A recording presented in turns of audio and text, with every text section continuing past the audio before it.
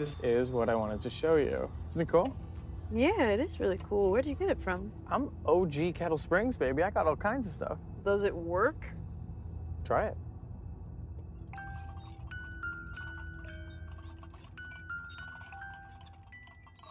Look out!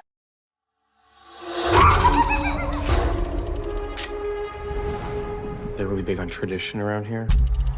Every year, there's this parade where everyone gathers around a Friendo float. Friendo? It's the clown on all the Bay Pen corn syrup labels. He's practically a local legend.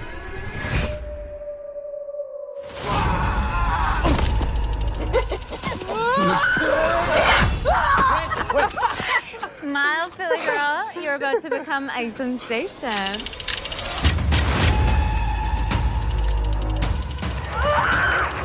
Be careful who you hang out with. There's some real weirdos at this town.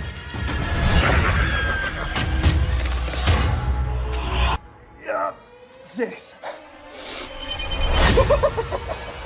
Yeah, very funny, man.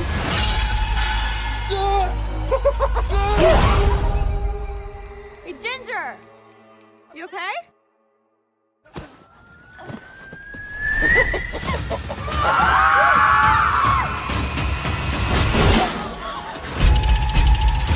There's a psycho dressed up like Friendo, trying to kill us! Call 911! Where's the button, Jen? What is this? What is What this? kind of phone is this?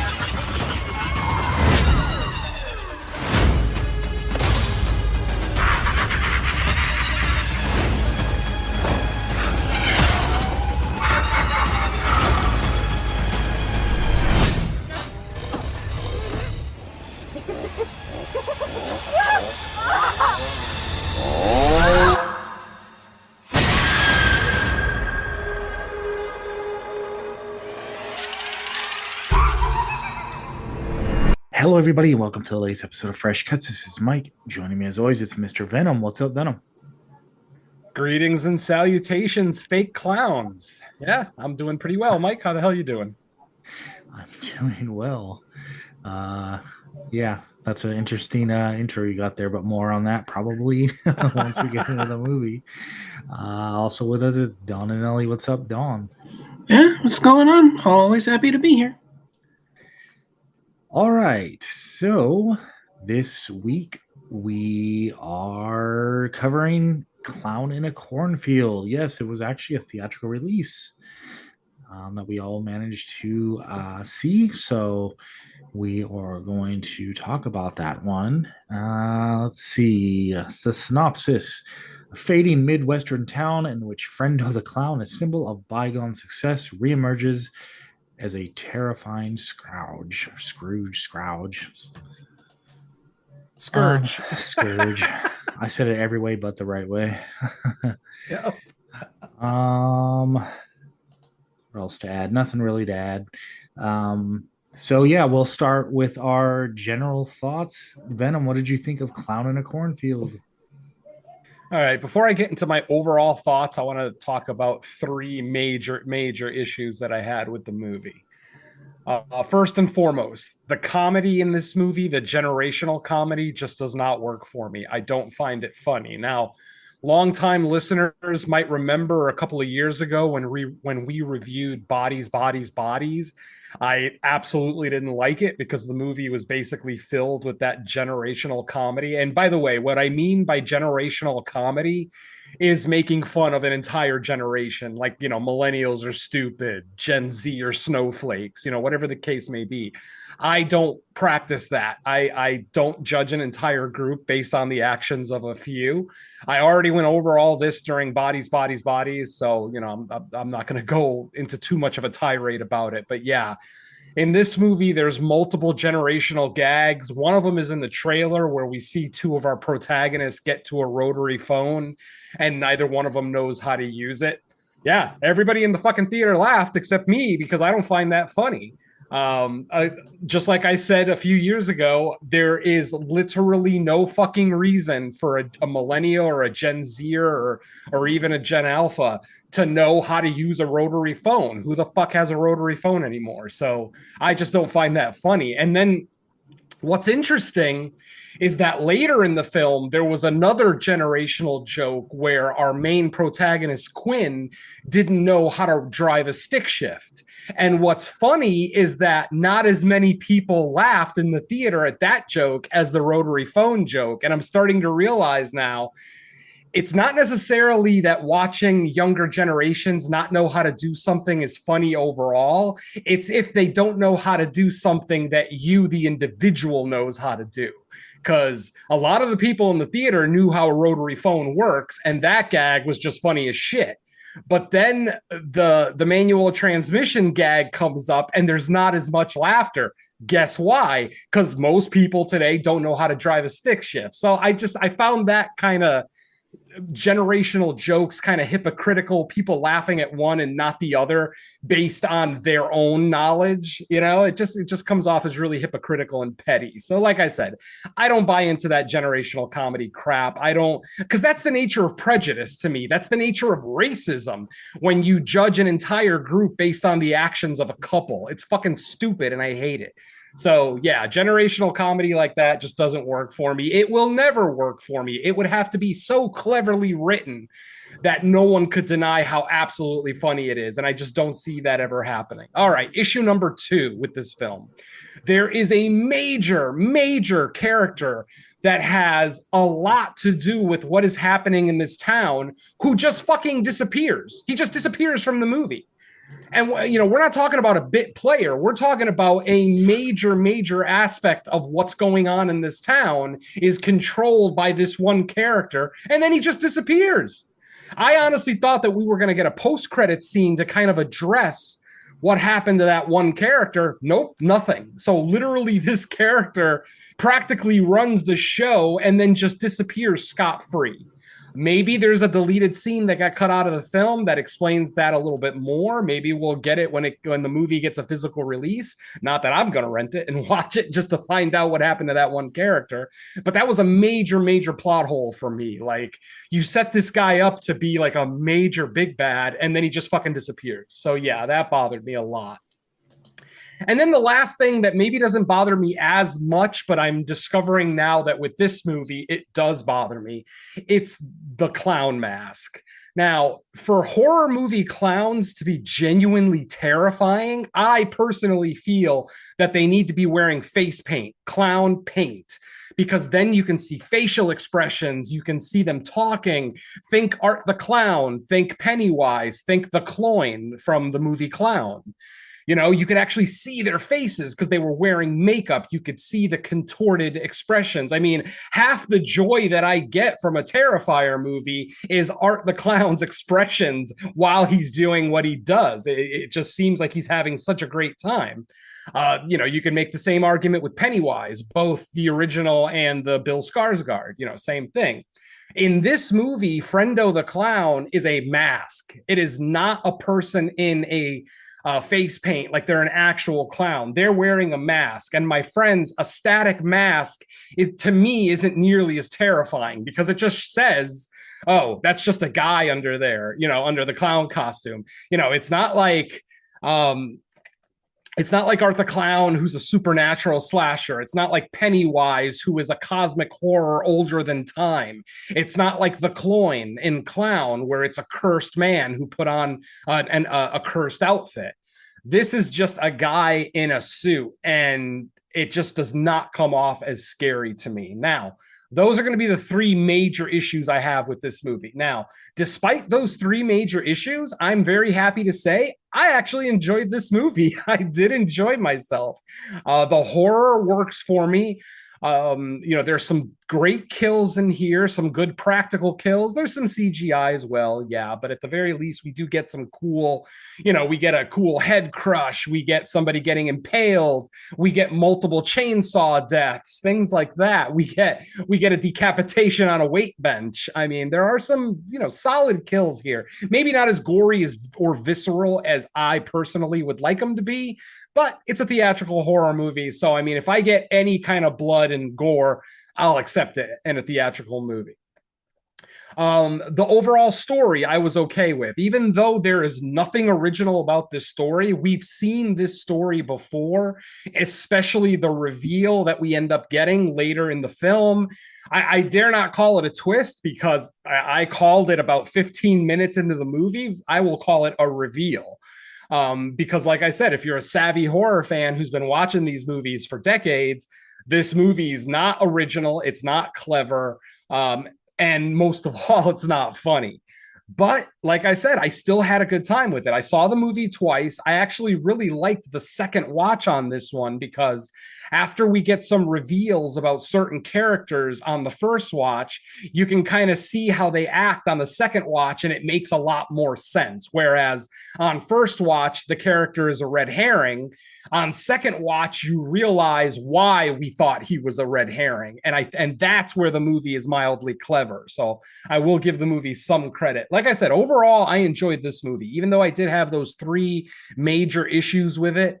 Overall, the kills were good. I liked all the characters in it. Like, none of the characters bothered me, even though it is the basic horror hierarchy, you know, the good girl, the stoner, you know, the jock, the hot chicks, blah, blah, blah, blah, blah. You know, it's the same thing we've seen in every slasher for the last, 40 to 50 years. So nothing ultra original there, but I did enjoy the characters. Like, none of them rubbed me the wrong way. I wasn't constantly rolling my eyes at the movie.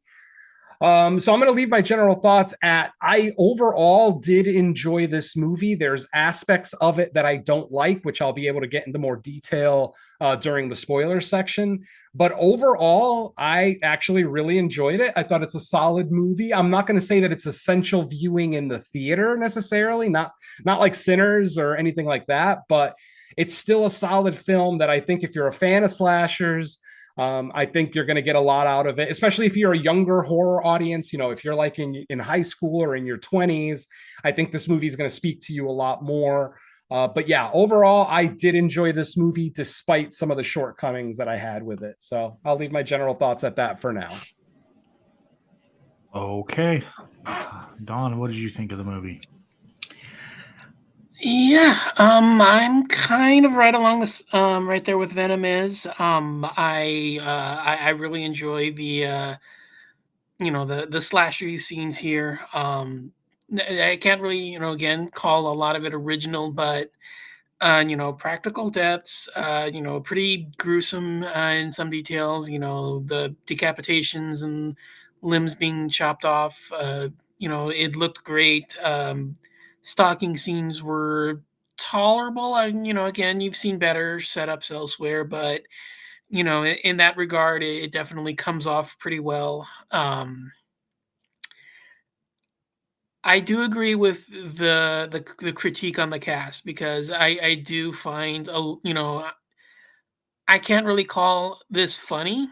I know a lot of it was intended to be just by the flippant nature of how they make their remarks and how all of the whole thing seemed like put downs or like they were designed to be funny in some regard.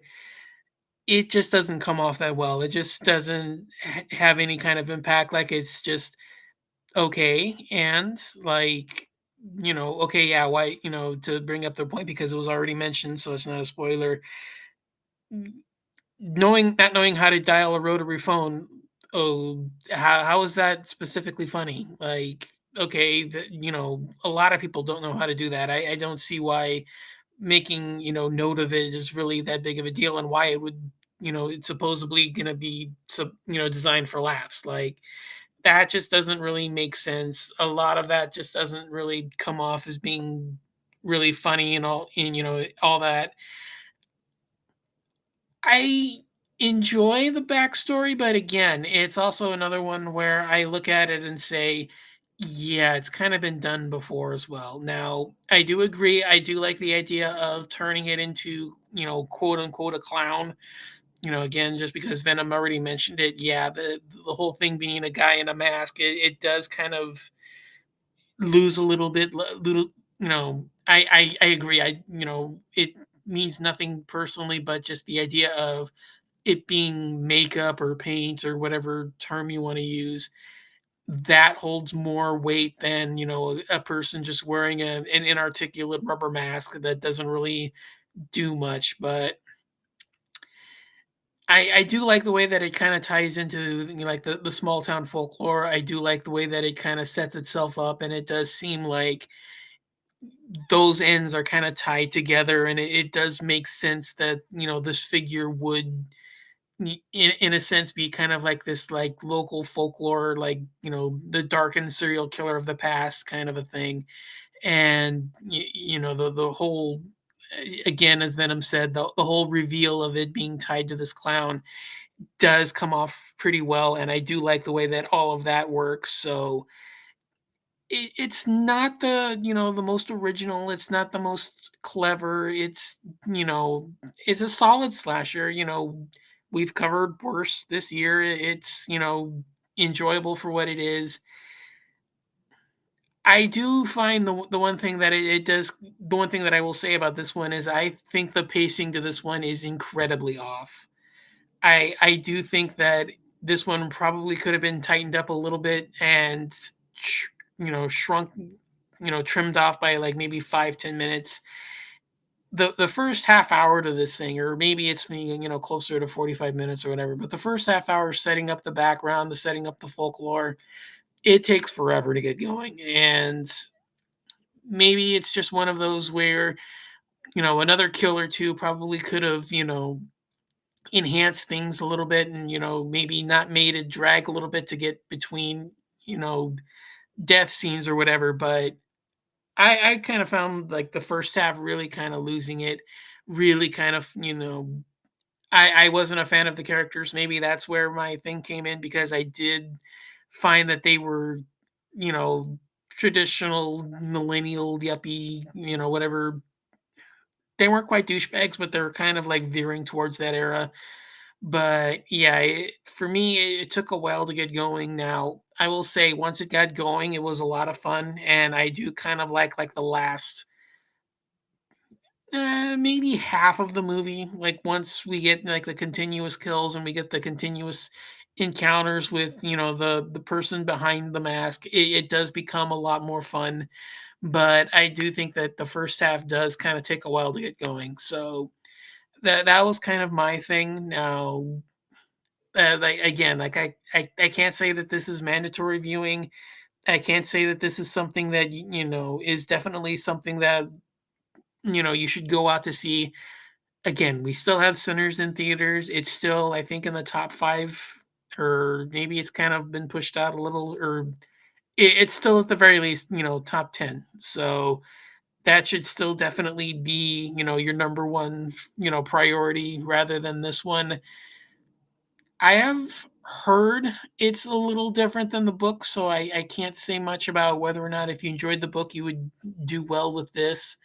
But whether that changes things again is something that's beyond me. But I can't say, just if you're going into it as a movie fan, I can't say it's a high recommend. I would say give it a shot more if you're like a traditional old school slasher fan. When it comes to VOD by the end of next month or whatever, that should definitely be more of a priority to give it a shot. But I mean, we've covered a lot worse. I'm not too mad at it. There's still a lot to like here, but yeah, it does have a couple of issues. Maybe like fringe outside top 10 material, but yeah, this is not one that I'm really going to be fighting tooth and nail for to keep on if other stuff comes out. So, at worst, this could be a, honorable mention. But either way, there's worse out there. Give it a shot, definitely, when it comes to VOD. But in the theaters, I would probably say Sinners first, then this one. But yeah, at the risk of going deeper, I guess that's pretty much all I got. So back to you, Mike. And just to piggyback on Don's comment about where Sinners is in the theater right now, Sinners is still the number 2 movie in the country, and it's very, very close. Thunderbolts is the number 1 movie in the country. Obviously, the MCU is going to command a lot of cinematic dollars, but as of last week, Sinners is only $2 million behind Thunderbolt. So yeah, Sinners is still the genre movie to see in theaters right now. So yeah, I don't know how long it's going to be in there. Obviously, a month, almost a month after release, it's still the #2 movie in the country. So hopefully it'll still be there for a little bit. But yeah, I agree with Don. If you need to see something in a theater, over the next couple of weeks, I'd say Sinners is your first choice. So yeah, back to you, Mike. Okay. I found this movie to be like serviceable. I remember liking the kills. It's been almost a week since I've seen it now, so a lot of this, or not a lot, but some of the details are kind of like faded on me. But to me, the biggest movie, or the movie's biggest crime, is that it's very obvious from the start. In fact, to me, the plot and the way things unfold were so obvious that I thought they were setting us up for like more red herrings and like some big twist coming. Because when like it kind of gets revealed what was going on, I was like, yeah, that's pretty much what it seems like it was going to be.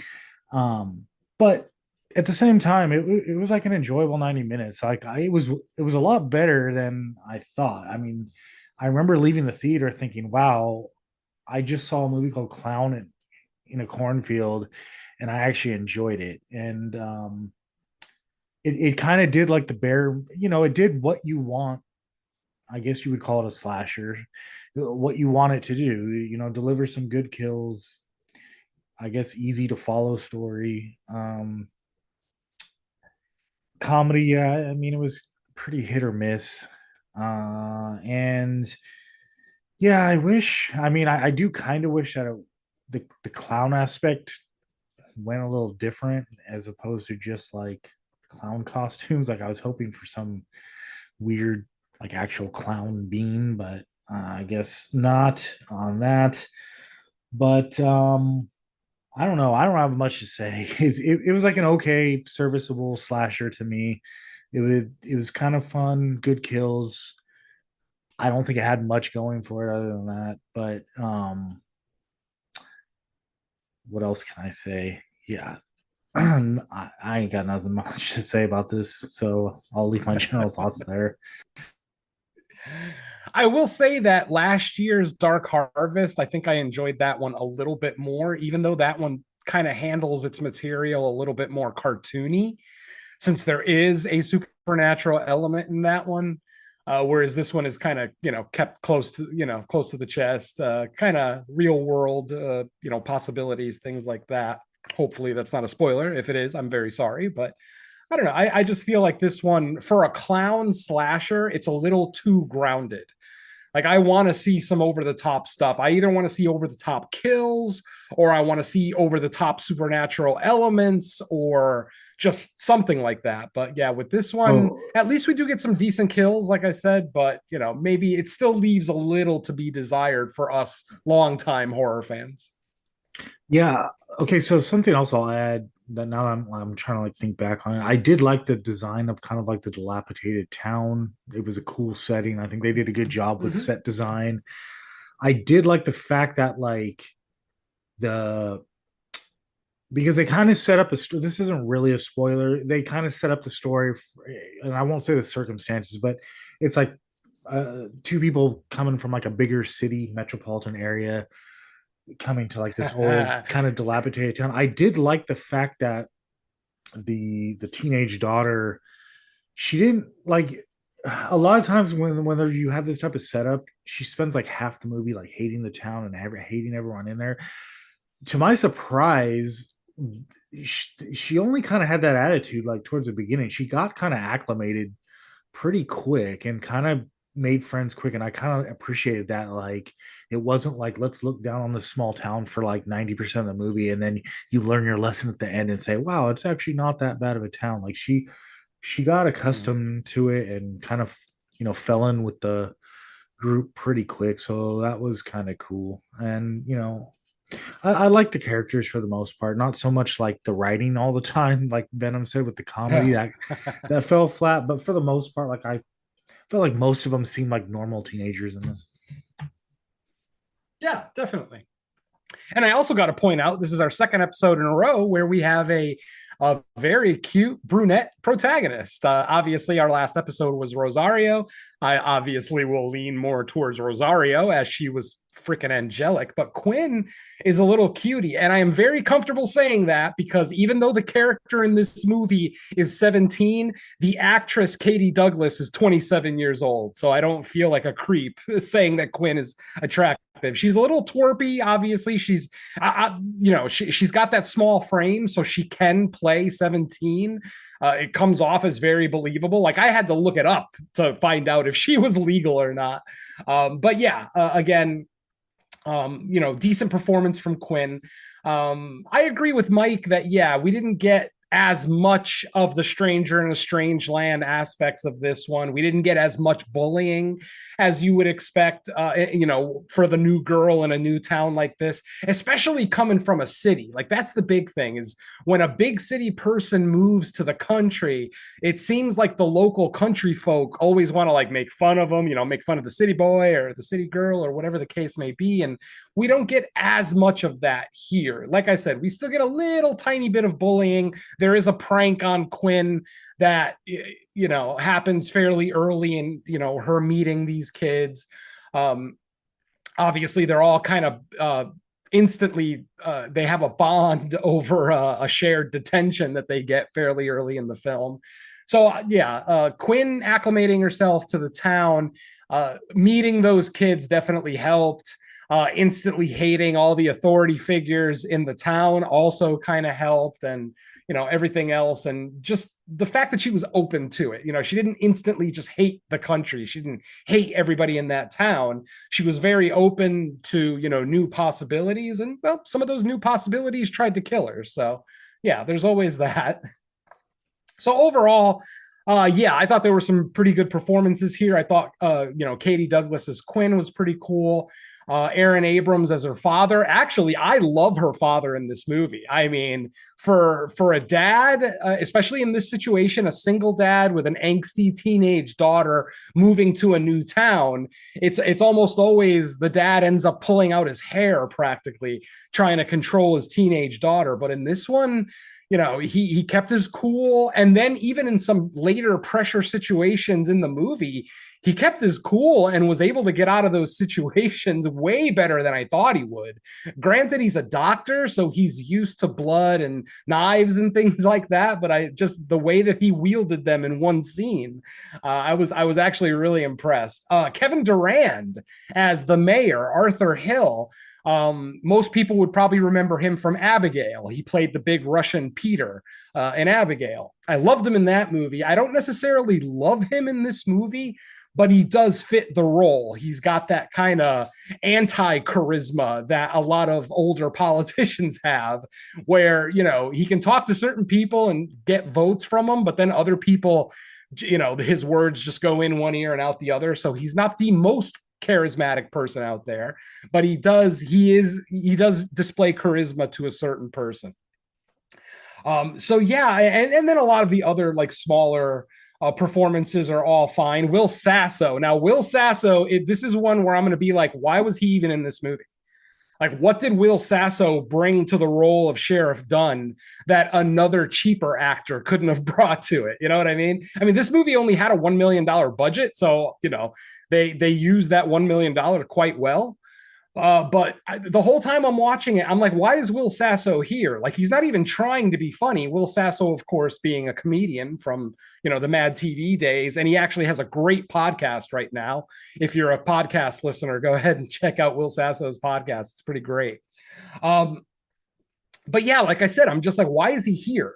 Like, this isn't necessarily a comedic role, the sheriff of this town. And nothing wrong with actors spreading their wings and trying new things. But Will Sasso is the kind of person where as soon as you see your face, you just start laughing because he's literally a funny guy. Just his sheer presence, is almost funny. So to put him in a serious role like this, I don't know. I felt it was a little bit of a mistake and maybe just a little bit of a waste of money, because I would still imagine that it's not like Will Sasso is commanding a large salary, but I would still imagine he's commanding more than your average nobody local actor that they could have gotten to play this role. So yeah, a little bit of a waste on Will Sasso, but for the most part, the performances are all pretty good. Like I said, I rolled my eyes so little in this movie. Like that, that's kind of how I determine how much I enjoy a movie, is how frustrating the situations in the film are.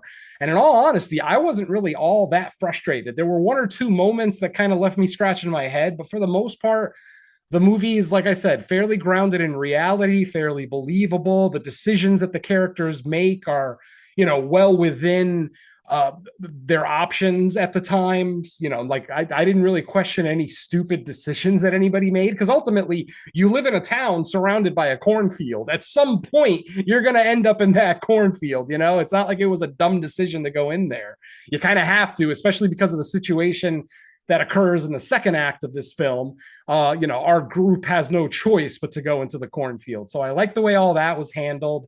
Like I said, just not a lot of frustrating situations, other than, like I said, that one character that just disappears from the movie and we have no idea what happens. And because of who the character is, it left me very sour. I didn't even notice on first watch. Like I wouldn't be surprised if Mike and Don don't even know who the hell I'm talking about. Because on first watch, I didn't even notice. It was on second watch where I'm like, wait a minute, where the hell did he go? And it just kind of pissed me off as I was leaving the theater. So yeah. I don't know. I don't think there's anything else I can really add before we get into what should be a fairly quick walkthrough, because I'm not going to go over every single horror set piece. It's a clown in a cornfield. What else do you need? So, gentlemen, anything else you want to add before we get into it? I'm good. All right, then. So let's go ahead and jump into our walkthrough. Like I said, it should be quick.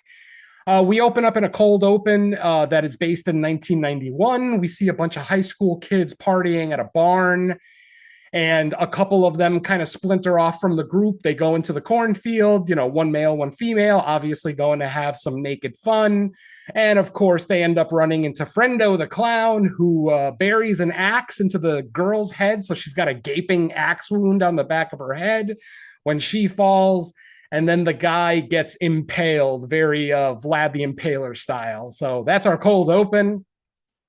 After the credits, it is now modern day. It is, they don't tell us the exact year, but they just say now. So, 2024, 25, whatever you want to go with. We are introduced to Quinn and her father, Glenn.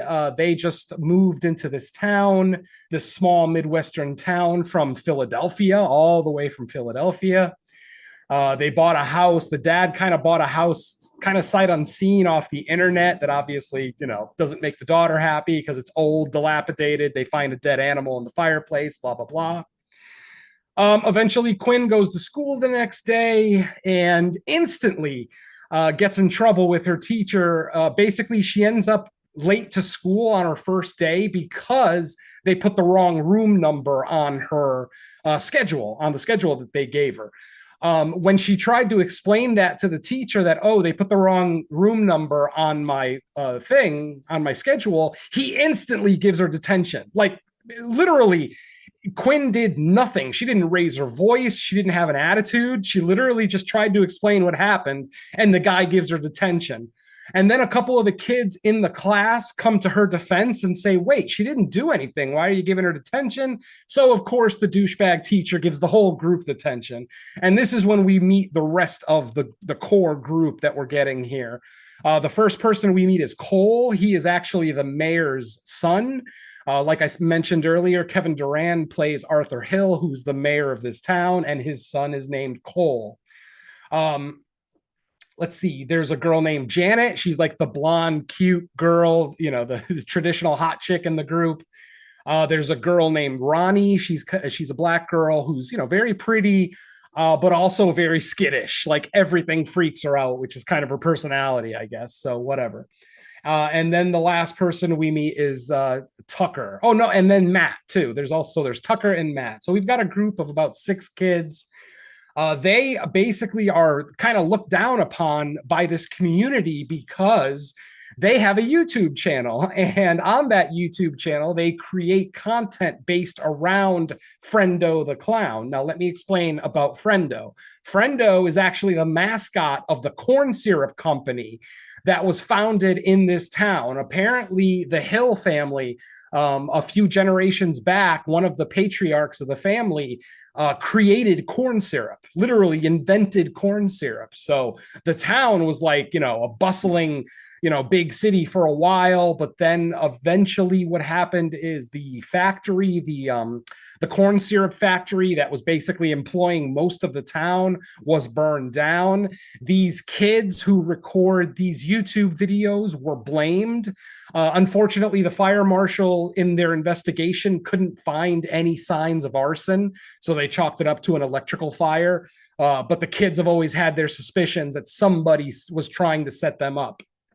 Now, the nature of the YouTube content that these kids are making, they are basically making horror shorts based around Friendo the Clown. So whereas Friendo the Clown is just this friendly clown mascot that this town utilizes, these kids are making basically slasher shorts where Friendo is going around, killing them in very gruesome ways. Now, this upsets the town. It upsets the mayor and the sheriff. They don't like that these kids are turning Friendo into a killer.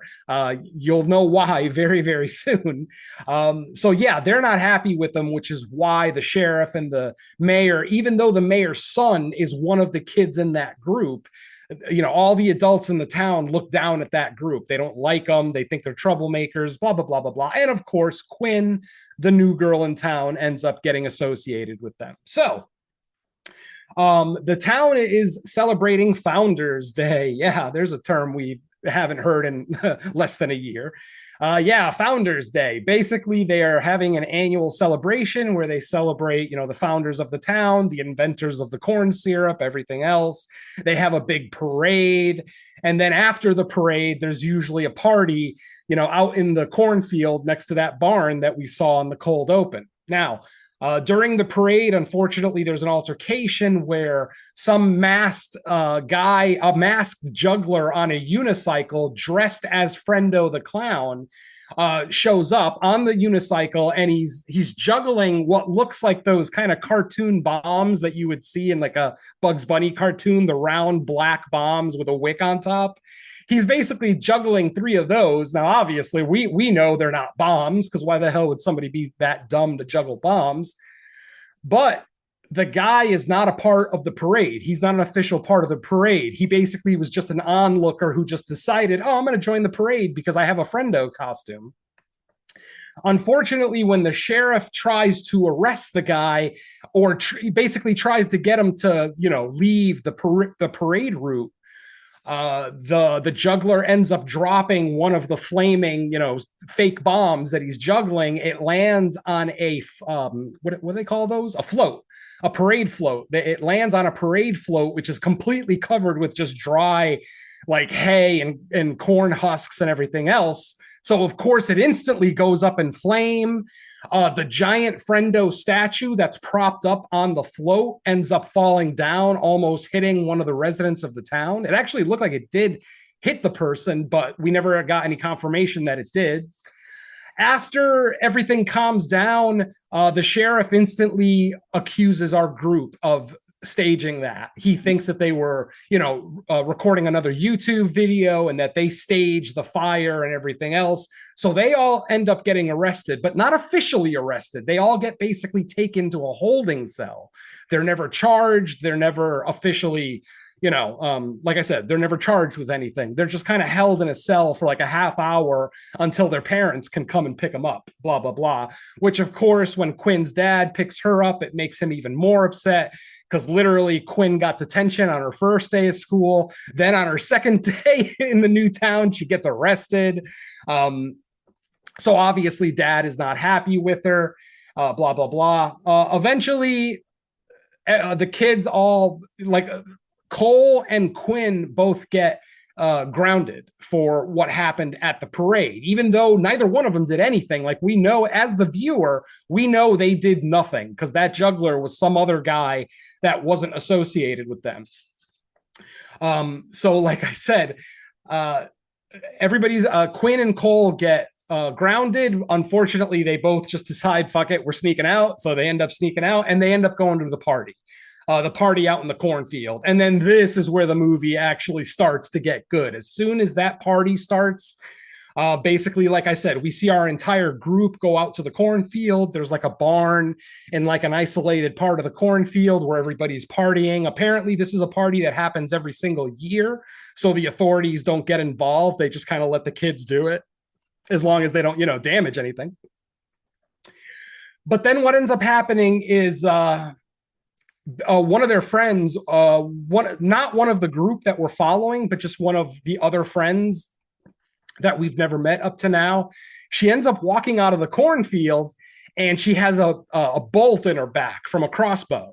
And then she falls over. Now, because of the nature of this group and their YouTube videos and their pranks and everything, which I completely skipped over the prank that they played on Quinn, where they had Friendo kill Matt in front of her, but obviously it turned out to be a gag, blah, blah, blah.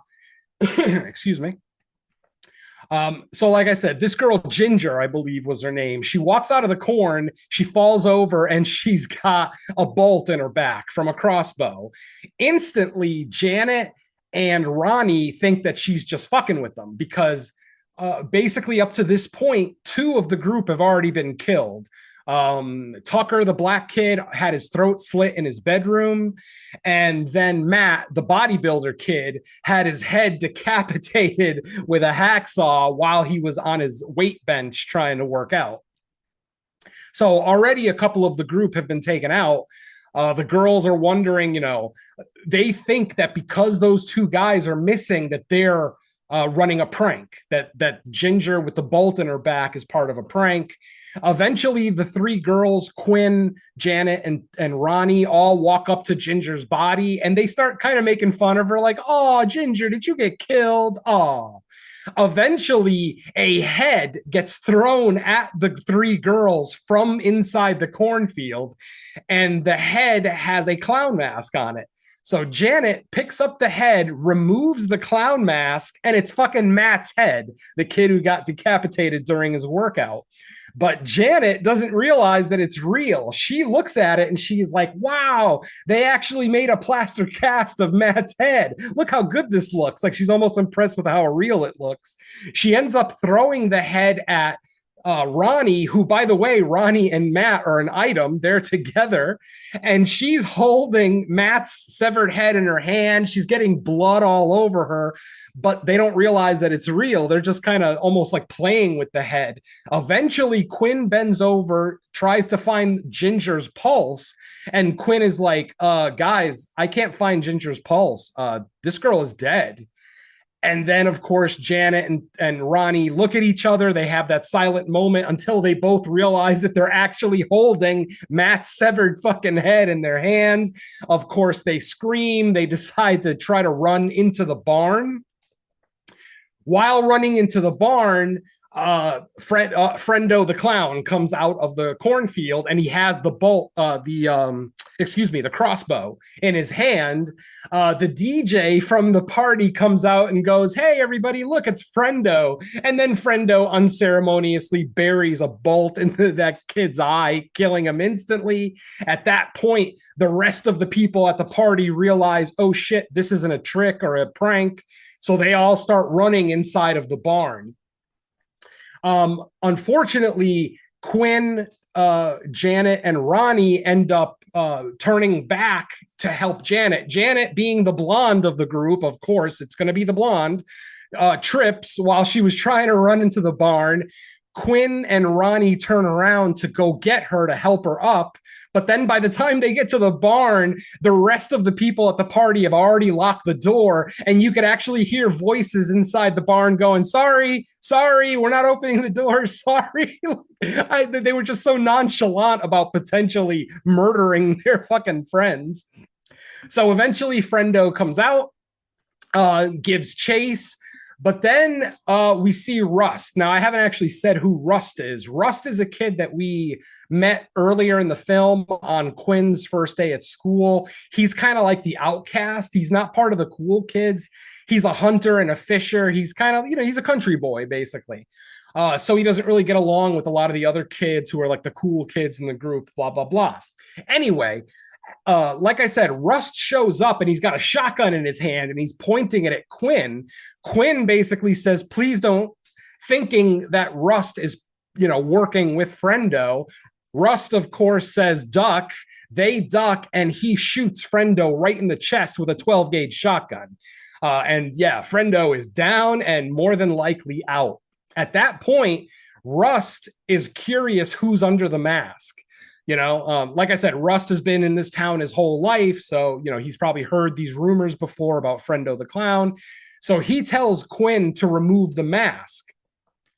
Quinn bends down to remove the mask from the Friendo. And then suddenly we hear a chainsaw start whirring.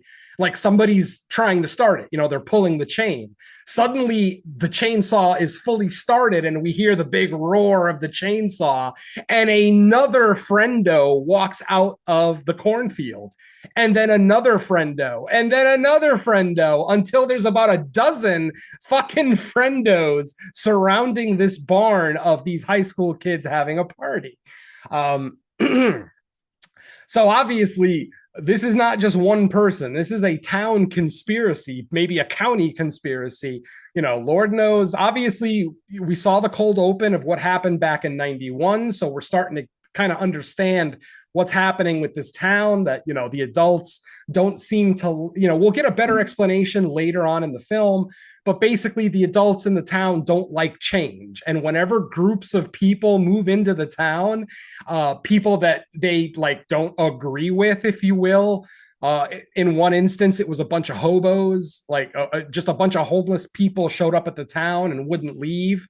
Back in 91, it was a bunch of just pothead stoner types, from the early 90s, and the town didn't like them. And now, of course, it's this group with their YouTube channel.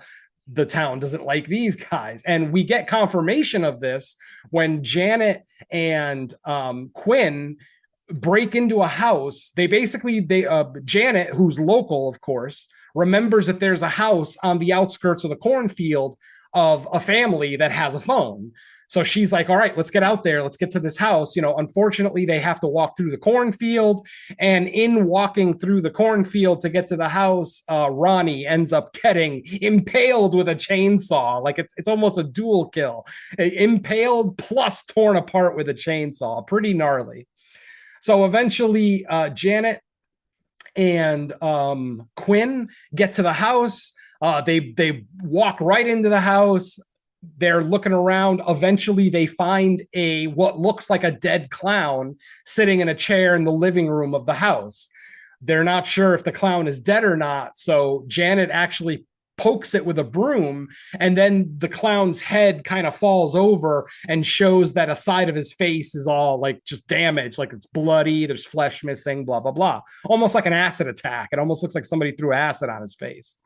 So they're convinced, oh, this clown must be dead already. Then a phone rings in the house and they realize that it's upstairs. So they run up the stairs. They try to answer the phone. Unfortunately, whoever's on the phone hangs up, which should give you a clue of what this house actually is. And then what's funny is that as soon as the person on the other line hangs up, we hear the traditional dial tone. Now, Quinn has never heard a dial tone because she's a 17-year-old girl who's never used a house phone. So she actually says, I think the phone is dead. Even though there is a fucking dial tone playing, she's like, I think the phone is dead. Then they hang up the phone, and that's when we get the gag of them trying to call 911 on a rotary phone, but they can't find any buttons on it. They don't know how it works, blah, blah, blah. Funny, not funny, whatever. Eventually, they go back downstairs. Quinn is the one who realizes, oh shit, this is a trap. This house is a trap. We should not be in here. So her and Janet go to leave. Unfortunately, when they get back downstairs to the living room, the dead clown is gone. He's nowhere to be found.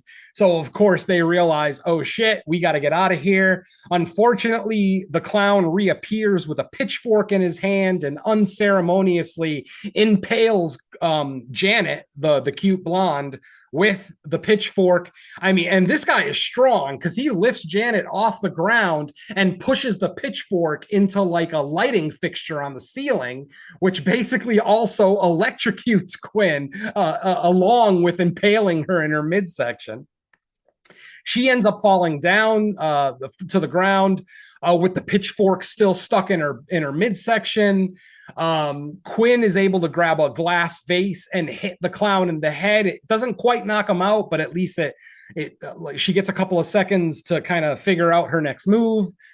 Unfortunately, she wants to pull the pitchfork out of Quinn. Like I said, the pitchfork is literally still in her, poking out. Now, anybody who knows anything about medicine knows that if you get impaled with a weapon, you should not pull it out because you will bleed out. And there's a gag for that later in the film as well. But so obviously Quinn, being the daughter of a doctor, knows she shouldn't pull the pitchfork out. Unfortunately, the clown kind of shakes his head, gets the cobwebs out, and gets back up and starts marching towards Quinn and Janet. Quinn says, "I'm sorry, Janet," pulls the pitchfork out of Janet and unceremoniously buries it into the midsection of the clown. The clown ends up falling over right next to Janet's head, and we get potentially one of the only jokes that I actually chuckled at, where Quinn, in her final breath, Janet in her final breath looks at Quinn and says, "Quinn, I fucking hate you." And then we hear the clown say, "Yeah, I hate you too," before they both just keel over dead. So, like I said, mildly funny. Anyway, Quinn gets out of the house. She's able to get into a truck. Unfortunately, the truck is a manual transmission. Yes, it is a stick shift.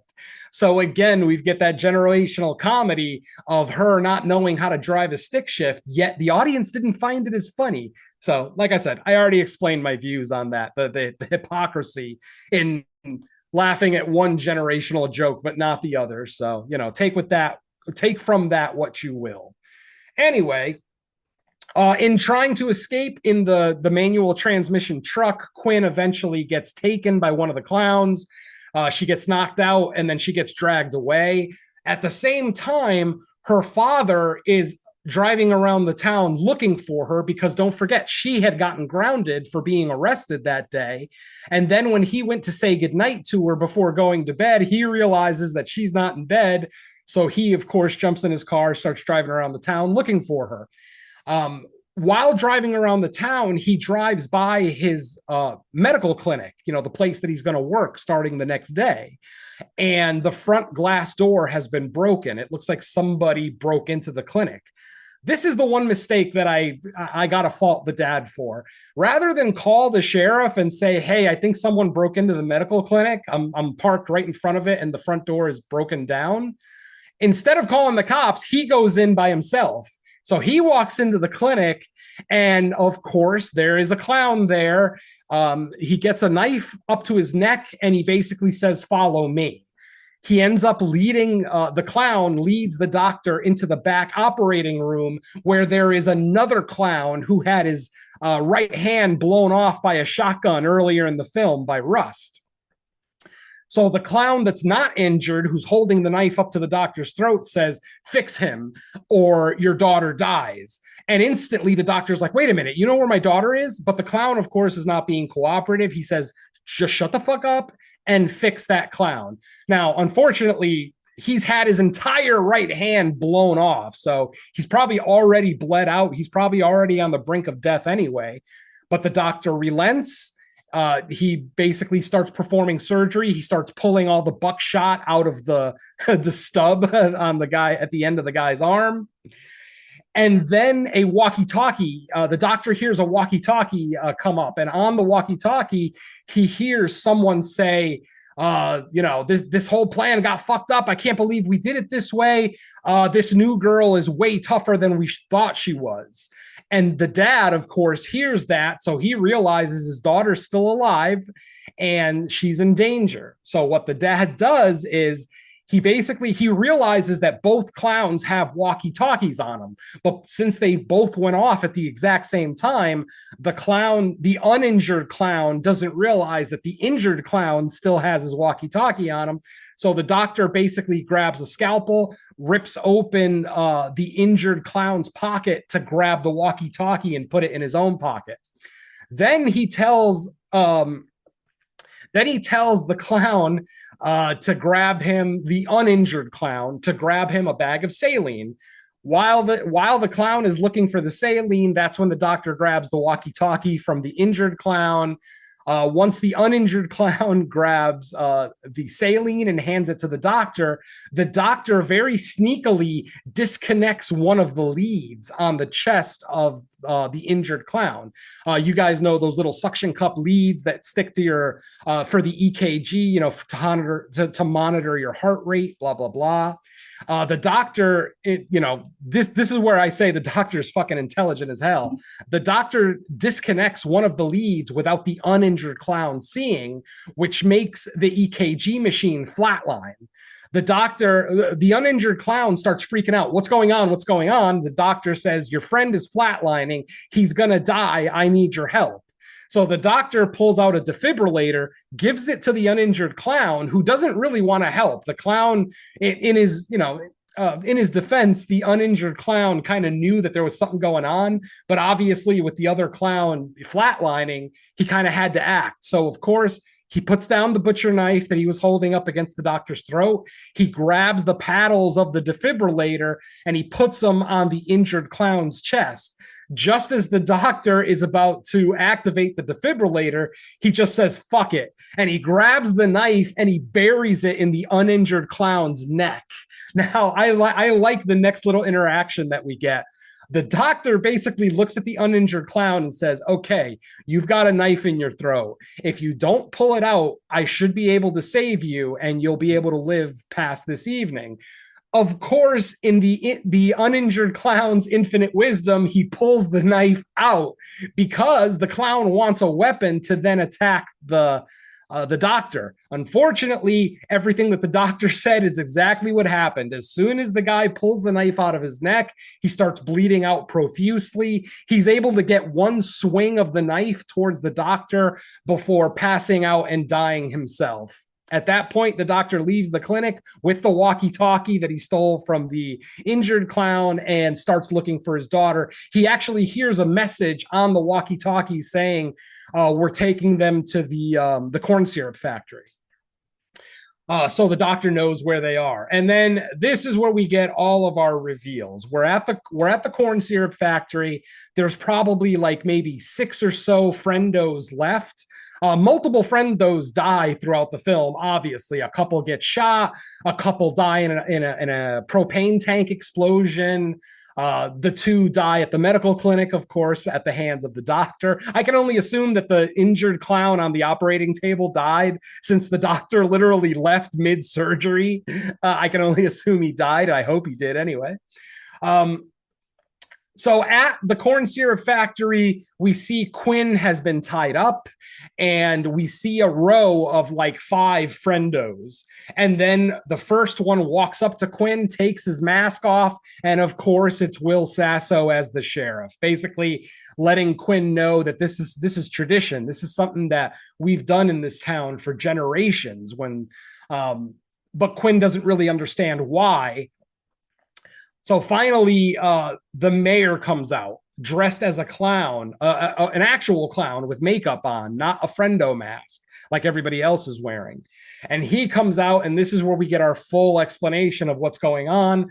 Apparently in this town, and I kind of gave a brief description earlier, in this town, the leaders of the community, whenever a group of people either move to the town or, like a group of kids grow up in the town and they become a problem, these guys get together on Founders Day so that, because they know that these kids party in the cornfield after the parade on Founders Day. So they basically just, whenever they need to, they all put on friendo masks and basically go on a killing spree. from what I can gather in the film, this is the third one. The first one they mentioned was the hobos back in the 60s. And then in 91, you know, the cold open that we saw at the beginning was those kids. And now, of course, it's 2024 or 25 and the YouTubers. And what's funny, too, is that the mayor actually calls these kids potentially the worst of the bunch. I'm like, they're fucking making videos. I don't understand how they're the worst of the bunch, but whatever.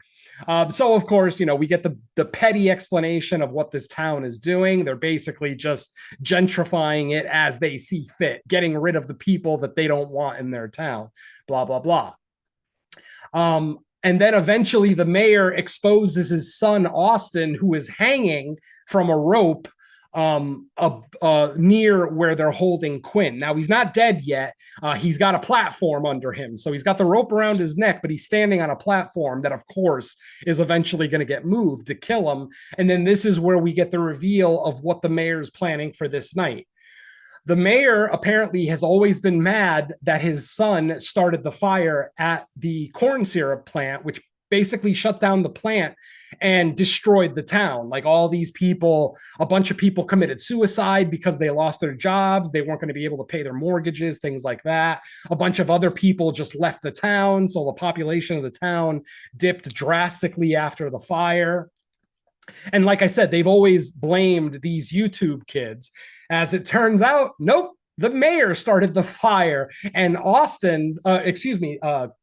the son, he actually figures it out on his own. He's like, wait a minute, you started that fucking fire. You wanted to destroy the factory just to collect the insurance money, didn't you? So yeah, literally, they never tell us how many people actually died in the fire, because don't forget, it happened overnight when the kids broke into the factory to film a YouTube video.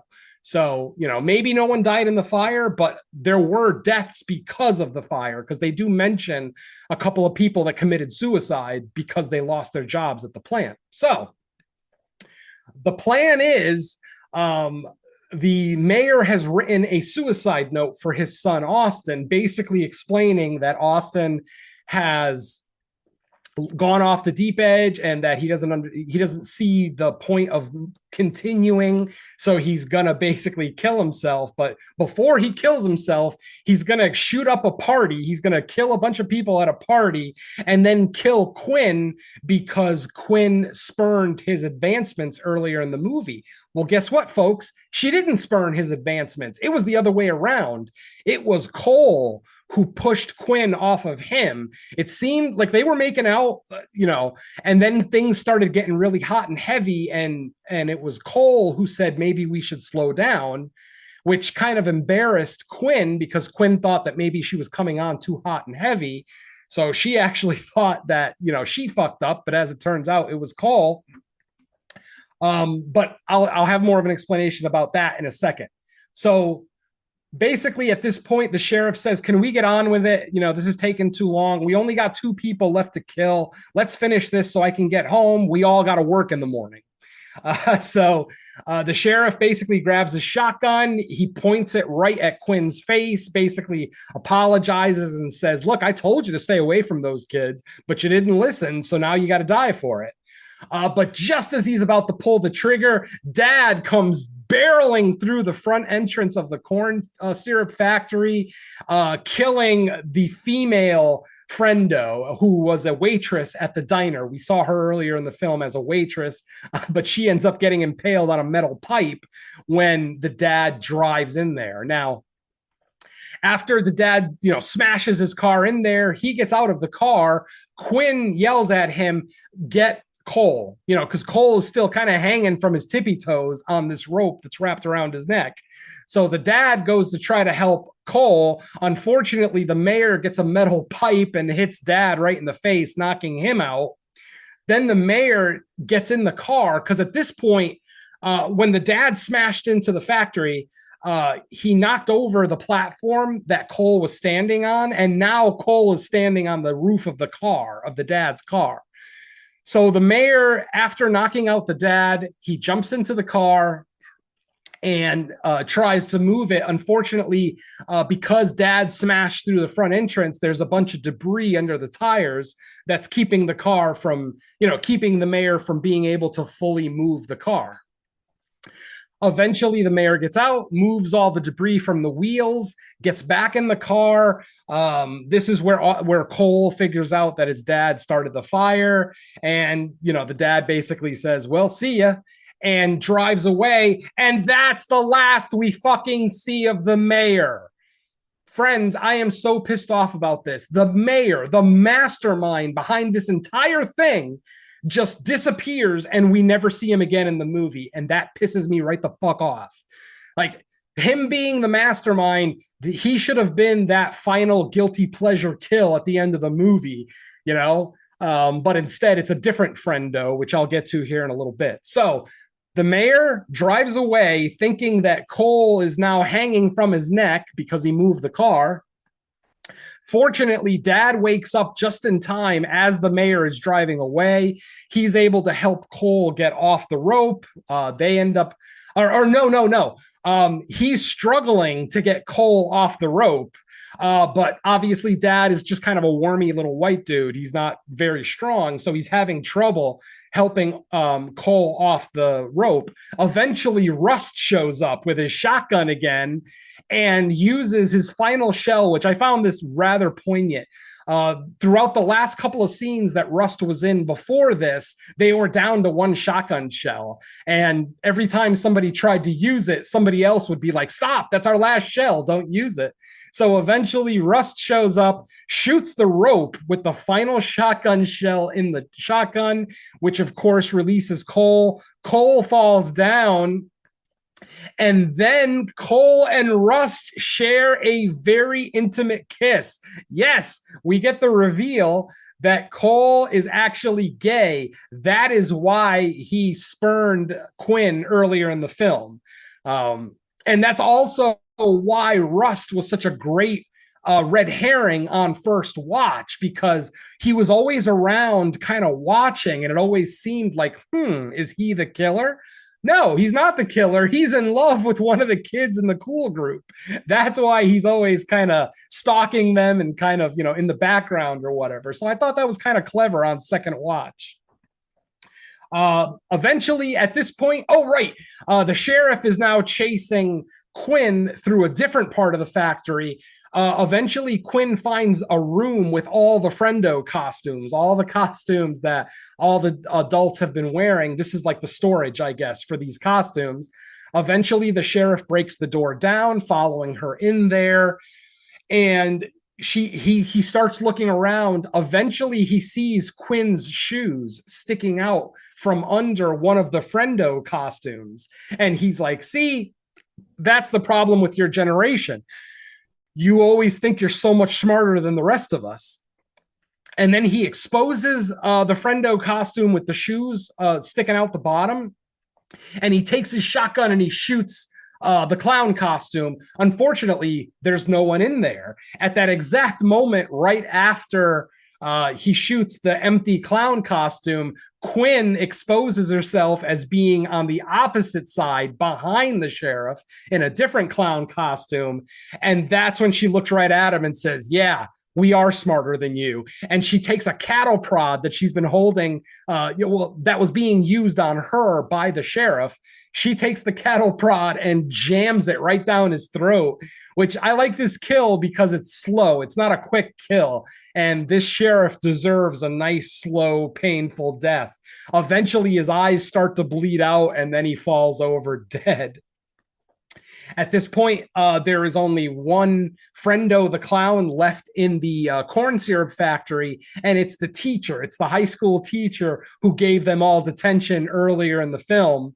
At this point, once again, we get the stick shift gag where, unfortunately, her dad got shot in the melee at the factory, not fatally by any stretch. He got shot on the side, on the non-liver side. So he knows that he's going to make it, but he's still shot, so he can't drive. They end up, the last four survivors, which is Cole, Rust, Quinn, and her father, end up going into like a clown car, like a Volkswagen Bug. Unfortunately, Quinn gets in the driver's seat and realizes that it's a stick shift. So she starts freaking out, telling her dad, I need you to drive. Obviously, dad has been shot in the side, so he's in no condition to drive.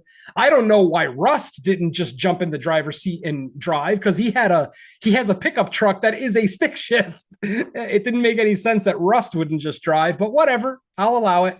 Eventually, the dad basically gives Quinn a makeshift lesson on driving a stick shift. He tells her to push the clutch all the way down, put the car into gear, and then slowly give it gas while releasing the clutch. Eventually, she is able to get the car up to speed. But then the final friendo, the clown, which, like I said, is the high school teacher who gave them all detention earlier, is standing in front of the car, basically standing in front of their path to escape with a chainsaw in his hand. Rust and Cole both say, oh shit, we can't go that way. We're going to have to go around. But it's fucking dad, the adult in the car, who's like, fuck that. We're not running anymore. And he just tells Quinn to floor it, which of course she very happily does. She runs right into the last friendo, the clown, and he just explodes into a fucking cloud of blood. The entire windshield is just covered with a thick layer of blood that they have to use the windshield wipers to get off. And that's pretty much the end of this evening. Actually, at this point, the sun has already come up. It's already the next morning. So when the last couple of friendos die, the sun has already come up. It's already the next day. We get an epitaph scene, basically the final scene in the film, where it's Quinn. It's now a few months later. Don't forget, Quinn was 17 years old and these kids were all seniors. So it is now a few months later.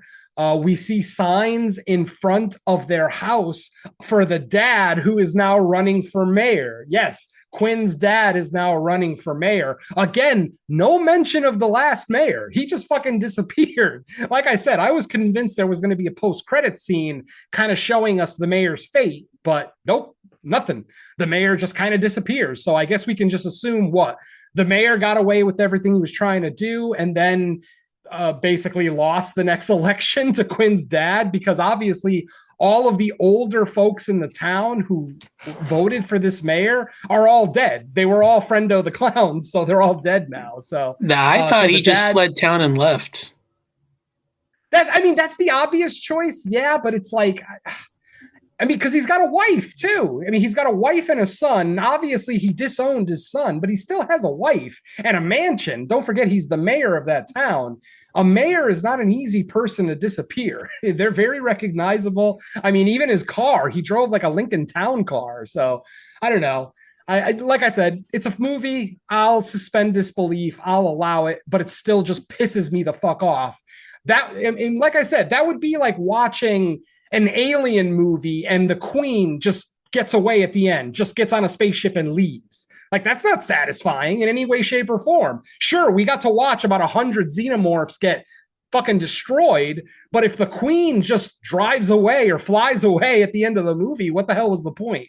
So yeah, like I said, that's one of my bigger gripes with this movie, that the mayor just kind of disappears. Like, the one person who I really wanted to see get that guilty pleasure kill, that slow, painful death that he deserves, but then we don't get it. The only thing I can figure is, like I mentioned earlier, maybe there's a deleted scene that we'll see on the physical release of this movie, but obviously I'll never see it because I'm not going to go anywhere near this release.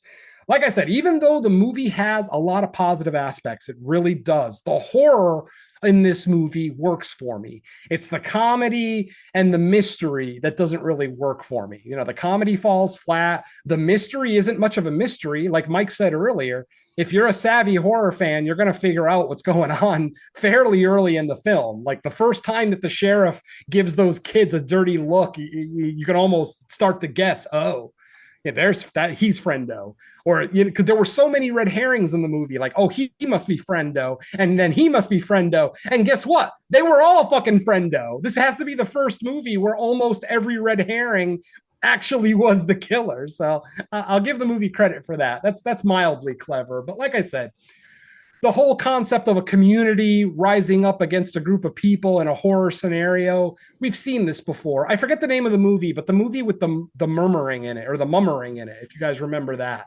That was the same thing, a community kind of rising up against the kids of their town, blah, blah, blah. And there's multiple other examples too. So like I said, not the most original story and concept, but in execution, it's still fairly enjoyable, worth seeing. Like I said, I'm not going to call it essential viewing, but when it hits streaming or you can rent it on VOD, I would suggest it. I would say it's fun enough, especially in October.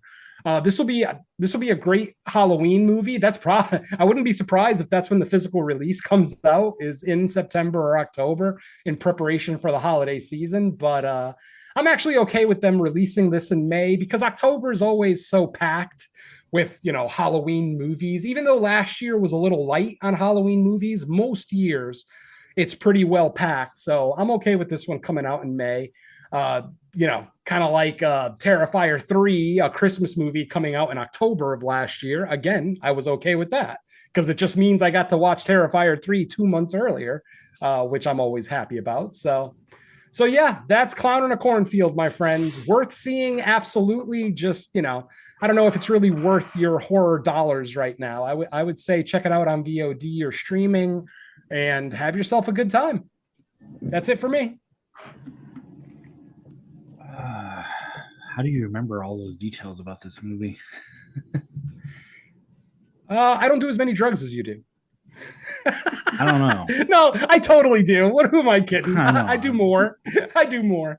No, I did see the movie twice, for whatever that's worth. I technically watched it the second time on Monday, which was 4 days ago as we record this, but I don't know. I tend to have a pretty decent memory when it comes to horror movies, especially if I enjoy them. If I hate the movie, I'm not going to remember everything about it. Like with Until Dawn, I didn't really like that movie, at least the second half of it, that much. So I didn't remember a whole lot of details about the second half. But yeah, it's easy when you enjoy the movie. So at least I did enjoy this movie. If I had to give this a review, a score, a rating, it would be a very positive one. So I'll leave it at that. Do you take notes or you just remember? Oh, no, not in the theater. I don't want to be that guy with my phone on. I will take notes when the movie's over. So like anything about the movie that stood out to me, maybe a particular kill or a particular character that bothered me, I'll just throw some notes in my phone real quick. But yeah, not during the movie. I got more respect than that. All right. Yeah. So that's Clown in a Cornfield. You got anything new for people to listen to? Let's see. We have the latest episode of the Crystal Lake Gift Shop in the can. I'm just about done editing that, so that'll be out probably next week. Actually, definitely next week. It'll definitely be out next week. That's episode 9, where we looked at A Root of All Evil was the name of that episode. An interesting cursed object for that one. So check out that episode when it's available. We will actually be recording the next episode of the Creature Comforts podcast tomorrow night. We already have our movie picked out. We're going to be returning to Kaiju Land, but that's all I'm going to say for now. Back to checking out some Kaiju movies. Basically, what got most of us into creature features, the whole Kaiju thing. So that's always going to be fun to go back to. We haven't done a Kaiju movie since Godzilla -1. So we're definitely due. And that's pretty much it. We got the main show recording, hopefully, as of right now, fingers crossed, the main show is set to record this weekend. Obviously, things happen and, postponements happen. So, fingers crossed it gets recorded this weekend. And those are Mike's picks that we're looking at this time. So that should be fun. And that's all I have. How about you, Dawn? Pretty much most of the same stuff. Looking forward to the latest Creature Comforts, which we'll explain more once that one is available. We are coming close to our special recording that I've been mentioning the last few times, which is the 80s Creature Feature Roundtable that again, it really shouldn't be much of a surprise when I mention that, it's stuff like Aliens, it's stuff like Critters, it's stuff like Ghoulies. It's like pretty much like the heavy hitters of the genre, so it's not really going to be too much prep work on my end, but that one should be recording within the next week or so. Again, I don't know much about release dates for public consumption, but yeah, other than that, I don't have much else. So yeah, back to you. Okay. The next episode, not a surprise, the latest in the franchise of Final Destination. So, Oh, I thought we were doing The Accountant too. Damn it. yeah, Final Destination. I feel like at least if anything, it's a franchise that's the movies are usually fun. Beyond that, it just depends on the entry. I've tried to scroll past a few friends that have caught early releases, but the tone looks positive, so I'm a little bit more hopeful. Yeah. I've seen a few, not reviews, but just like Metacritic scores, and at least as of now, it's pretty high. But that's based on like the people that saw it early, like yesterday, which would have been a Wednesday. Probably by like tomorrow, if that's the type of thing people even care to look at before they go see it. I don't really care either way. Sometimes I just notice it because the different sites or like social media platforms I'm on, some people will post like the Rotten Tomato stuff, but I don't usually seek it out. Yeah, so Final Destination, what is it? Bloodline? Is it called Bloodlines? Yeah, okay. Yep. Cool. And yeah, I think we mentioned it last time, but I'm pretty sure the rest of this month we're in the theater. So yep. Yes, sir. Cool. All right. Well, thanks everybody for listening to another episode of Fresh Cuts. We'll be back in less than a week's time since we recorded later in the week. Let's say bye to our listeners. Later. Can't sleep. Clown will eat me. It's not a clown, it's a clown mask. There you go. And